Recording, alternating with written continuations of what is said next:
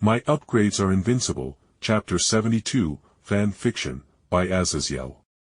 I mused on the thought, and I did have some thoughts. If it was a magical contract or effect, could I make and do the challenge for the Noble Phantasm Rule Breaker from Medea in the Fate universe? Or try to make some scrolls of Dispel Magic or a Dispel Materia from Final Fantasy? The real question was, should I even get involved in this situation to begin with? After a minute, I realized that although I wanted to get stronger, to live a good life, I wasn't the type of person who watched a box of puppies floating down the river. If I could help someone who desperately needed it, I would help them if I could. So I exhaled, and after a moment, I nodded and said, I am not sure, but I have some ideas that could help Eris. I looked towards her, and she tilted her head to the side as I asked, do you think you could get a couple of those slaves to me? To see if I could remove the control over them and restore their free will?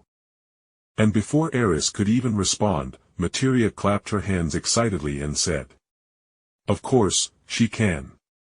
Eris is one of the strongest members of the Hera Familia, so of course she can. Now it was Eris's turn to be put on the spot before she exhaled and said with some amusement, very well then. Will you need the slave's master still alive, Jake? She asked simply, and after a moment, I nodded. As being able to see and maybe have some way to work out the connection between slave and master could be a help in freeing them.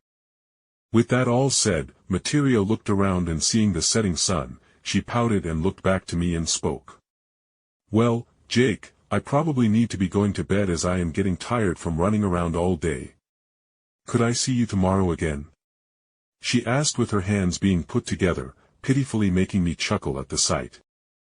All right, Materia, you be a good girl, I will be here tomorrow, as I will be taking my ship out again around noon, and I imagine you plan on bringing the slaves tonight, right, Eris? I asked the blind woman, who nodded simply as she regally stood up from her chair. Indeed, Materia comes with me now. I will put you to bed before I have my own obligations to do tonight. Eris said more seriously with Materia, who got up without a fuss, and I watched them both leave before I exhaled at all this.